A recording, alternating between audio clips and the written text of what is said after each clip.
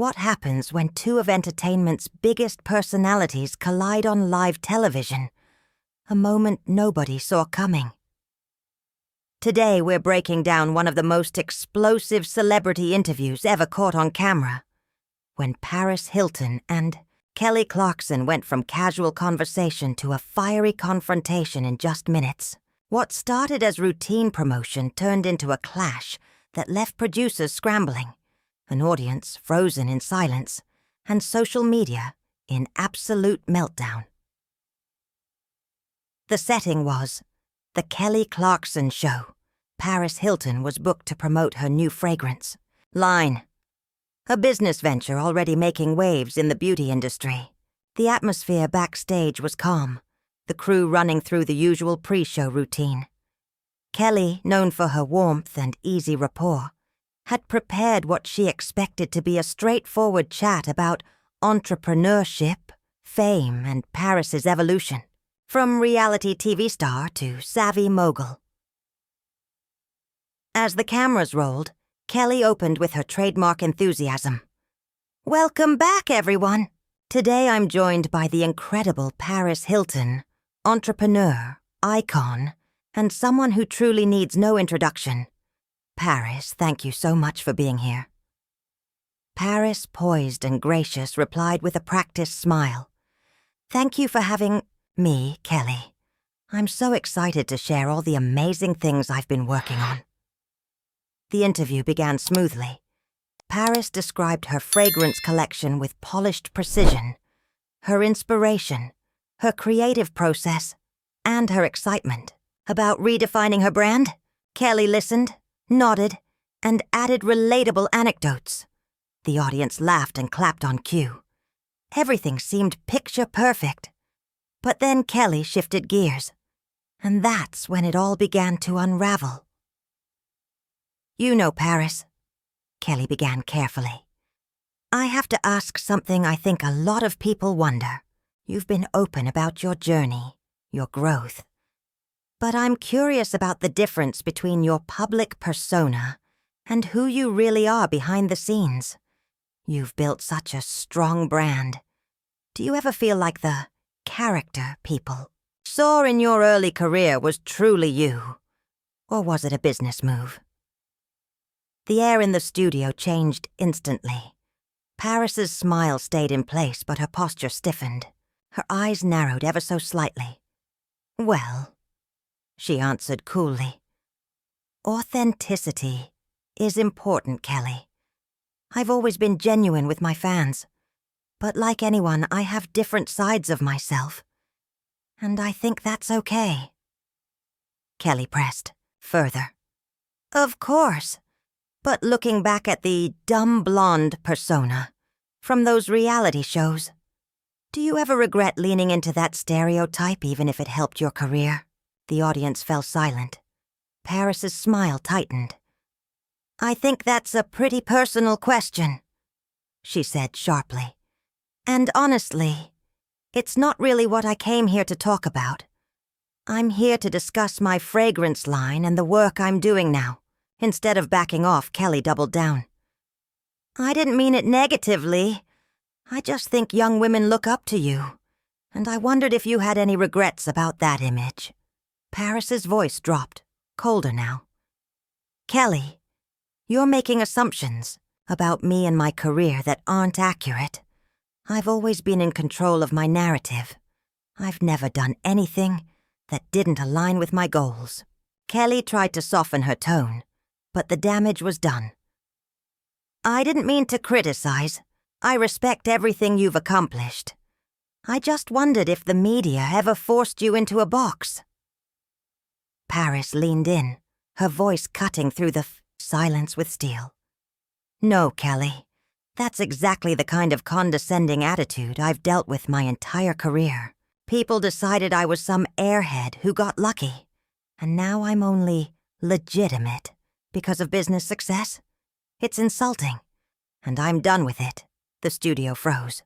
The audience was silent. A routine interview had transformed into a televised showdown, and nothing about the moment could be undone. This had gone far beyond the typical awkward interview moment. Kelly tried to steady her voice, clinging to control of the segment. Paris, I think there might be a misunderstanding here. I've always admired your business sense. The simple life was brilliant television. Your hotels, your perfumes, your DJ career. Everything you've built is impressive. Paris leaned back in her chair, arms crossed, unimpressed. You admired the simple life, really? Because 5 minutes ago you called it part of a dumb blonde persona that I should regret. You can't have it both ways, Kelly. Either you respect what I've done, or you don't. But don't sit here and patronize me. Kelly's voice grew defensive. I wasn't patronizing you. I was asking legitimate questions about the pressures women in entertainment face. How they navigate public perception. These are conversations I have with guests all the time. No, you don't. Paris shot back instantly. You don't ask male entrepreneurs if they regret their early decisions. You don't ask them if they played dumb to succeed. You don't question their authenticity. But when it's me, suddenly everything I've built has to be justified or explained away. The tension was unbearable. Kelly's hands tightened in her lap as she glanced at her producers off camera, searching for backup. She turned back to Paris. That's not fair.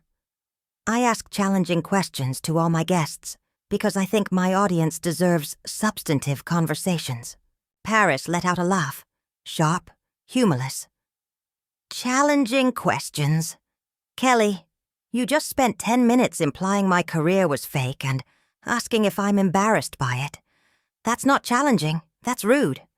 And the fact that you're doubling down instead of admitting you crossed a line, that tells me everything I need to know. Kelly's frustration broke through. I think you're mischaracterizing what I said.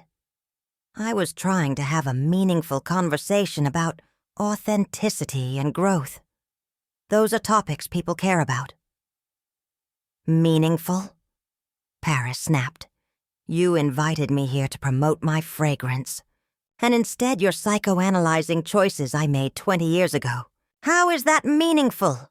How is that relevant? The audience sat frozen, eyes darting between the two women like spectators at a tennis match. Some shifted uncomfortably in their seats. Others leaned forward, riveted. Kelly softened her voice. Look, Paris, maybe we got off on the wrong foot. Let's reset and talk about your fragrance line. No. Paris cut her off cold. You don't get to insult someone and then pretend it didn't happen. You made assumptions about me, about my intelligence, my career, my motivations. And when I corrected you, you tried to gaslight me into thinking I misunderstood. I didn't. Kelly's composure cracked. I wasn't gaslighting you. I was clarifying because I think there was miscommunication. There was no miscommunication. Paris's tone was final. You said what you meant. You just didn't expect me to push back. You thought I'd sit here and smile while you questioned my authenticity, as if I should regret the very choices that gave me this platform. Well, I'm not going to play along. Kelly inhaled deeply, fighting for calm. Paris, I respect you enormously. I respect your business empire. If anything I said came across wrong, it wasn't my intention. Paris studied her for a moment, then answered coolly. I hear that, but this isn't about intention. It's about impact. And the impact of your words was to minimize me. My intelligence, my agency. Whether you meant it or not, that's how it landed. And I've worked too hard to let that slide. Kelly nodded slowly, her face taut. I can see how it might have felt dismissive. That wasn't my goal. What I wanted was to ask how you've navigated the challenges of being a woman in business, especially starting so young. Paris's posture softened. slightly. "I'm happy to talk about that, about sexism, about obstacles. But the way you framed it made it sound like I was complicit in my own objectification. And that's not true." Kelly leaned forward, seizing the opening. "That's a good distinction. There's a difference between strategically using an image and having it imposed on you." "Exactly." Paris nodded firmly. "I've always been strategic. I've always been in control. Nothing I've done was an accident. I was never some victim of my own success." Kelly jumped in quickly. "Of course, I wasn't saying that." Paris cut her off, her voice icy. "Yes, you were. Maybe not directly, but every word implied it. You keep putting me in a box, Kelly. First the dumb blonde, now the type of woman who started in reality TV. You think I should be grateful I overcame that? I never needed to overcome it. I built from it. I owned it. That's the difference." Kelly's hands gestured desperately, her words stumbling. "I'm just saying the industry is harder on women." "Stop!" Paris raised a hand, silencing her. "Do you hear yourself? You keep disguising insults as compliments. What you're really saying is that you're surprised I turned out to be smart, that you're surprised I built something real. That's the subtext. And it's insulting." The studio was silent, save for the hum of the cameras. Kelly's voice was strained, her control slipping. "Paris, you're putting words in my mouth. I've never questioned your intelligence or your legitimacy." Paris let out a sharp laugh. "Kelly, you literally asked if I regret playing dumb. You questioned if my early persona was authentic. How is that not questioning my intelligence?" Kelly's face flushed crimson, her voice rising now. "Because I wasn't judging you. I was asking about the pressures women face in this industry. That's not the same thing." Paris leaned forward, her tone cutting like glass. "No, Kelly. That's exactly what you were doing. You asked me to justify my choices, to apologize for my success, and now that I'm calling you on it, you're hiding behind excuses. Own it." Kelly's composure finally cracked completely. Kelly's voice shook as she tried to hold her ground. "You know what, Paris? I was trying to give you credit for being smart, for being strategic, for evolving, and somehow that's offensive to you. I don't know what you want from me." Paris stood so fast her chair screeched against the floor. The sudden movement jolted the crew. Camera operators scrambled to reframe their shots. "What I want, Kelly," Paris said, eyes blazing, "is for you to stop acting like my success is some miracle you can't believe happened. What I want is for you to stop treating me like a curiosity instead of a peer. What I want is respect, the kind you'd give any other entrepreneur who walked onto this stage." Kelly stayed seated, her chin lifting, but her voice rose to match Paris's fire. "I do respect you, Paris, but you're being incredibly unfair. I've been nothing but professional, and I've tried to apologize when you felt I crossed a line. Yet no matter what I say, you keep coming at me." "Professional?" Paris's laugh was bitter. "You ambushed me. You invited me here to talk about my business, and instead you decided to run a therapy session about my career choices. That's not professional. That's exploitative." A low ripple ran through the audience. Some whispered. Others raised their phones. Off camera, producers were in visible crisis, whispering frantically, unsure whether to cut to commercial or let the spectacle roll. Kelly pushed herself up from her chair now, matching Paris's stance, her composure fraying. "I did not ambush you. I asked thoughtful questions about your journey. If you can't handle talking about your own choices, maybe you shouldn't be doing interviews." The room froze. That was the line that detonated everything. Paris's face went white-hot with fury. "Handle it? Kelly, I've been in this business longer than you. I've built companies, survived scandals, reinvented myself again and again. Don't you dare tell me what I can or cannot handle." Kelly's voice cracked, defensive and raw. "Then why are you so defensive about answering basic questions? Why can't you just have a normal conversation without twisting everything into an attack on me?" Paris fired back instantly. "Because they weren't basic questions. They were loaded questions, designed to make me look shallow, stupid, or regretful. You wanted me to hand you a neat redemption arc. I used to be dumb, but now I'm smart. I used to be fake, but now I'm real. Well, that's not my truth, and I'm not going to perform it for you." Kelly's face flushed as she tried to steady her breath. "I never wanted you to say you were dumb. I never wanted you to say you were fake. I wanted an honest conversation about the challenges women face in this industry and how you've overcome them." Paris snatched her purse from beside her chair with sharp, deliberate movements. "An honest conversation? Kelly, you've been dishonest from the moment you sat there with that fake, sympathetic smile. Dishonest about your motivations, your questions, your intentions." Kelly's voice wavered. "That's not fair. I came into this interview with respect for you, with genuine curiosity about your story." Paris turned, her voice dropping low, deadly serious. "No. You came in with a story already written, a neat little narrative about who you think I am. And when I didn't play my part, you got frustrated.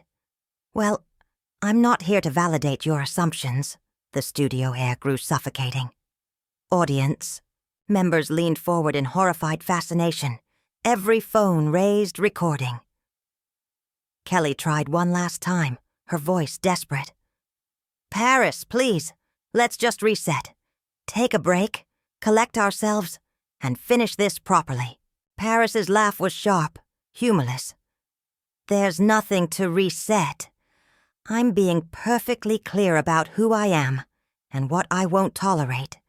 I won't sit here and be disrespected on national television while you pretend it's journalism." Kelly's hands trembled as she reached for authority she no longer had.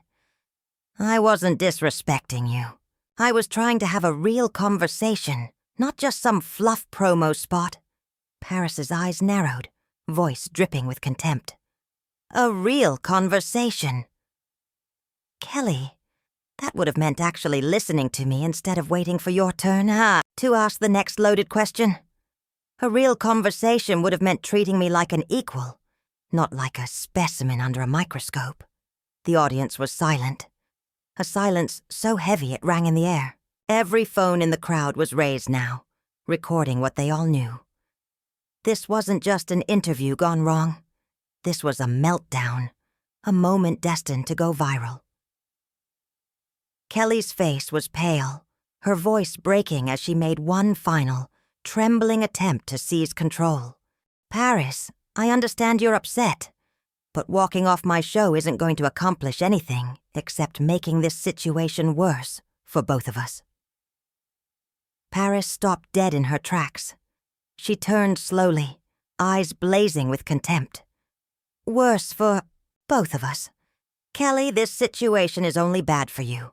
I came here in good faith to promote my business, and you turned it into an ambush. You'll be the one explaining to your producers why your guest walked out. You'll be the one explaining to your audience why you couldn't conduct a simple interview without insulting me." Kelly's composure finally cracked. "I didn't insult you. I asked legitimate questions about your career. If you can't handle that level of scrutiny, maybe you shouldn't put yourself out there as a public figure." The words hit like a slap. The studio fell silent. Paris's face went blank for a heartbeat. Then her voice cut through the air, low and lethal. "There it is. The real Kelly Clarkson. strip away the fake warmth, the pretend empathy. And what's left? Someone who doesn't deserve to be taken seriously. Kelly realized instantly she had gone too far. Her voice faltered. Paris, that's not what I meant. I'm sorry. I was upset. I shouldn't have said that. Paris's reply was ice. No, Kelly. You meant exactly what you said. And thank you for finally being honest. Now I know where you stand. With that, she turned on her heel. Her heels echoed against the studio floor like gunshots. Kelly's voice broke, pleading, Paris, please don't leave like this. We can fix this. But Paris didn't slow down. At the edge of the stage, she stopped only long enough to face the audience. Ladies and gentlemen, I apologize you had to witness this. I came here to talk about my new fragrance line and my business. But clearly, your host had other plans. Paris, don't! Kelly begged, desperation creeping into her tone. Paris looked back one final time, her voice steady with conviction. I've spent my entire career underestimated by people like you. People who think they know my story better than I do.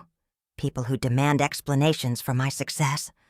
Well, I don't owe you or anyone an explanation. And I certainly don't owe you the satisfaction of sitting here and smiling while you demean me.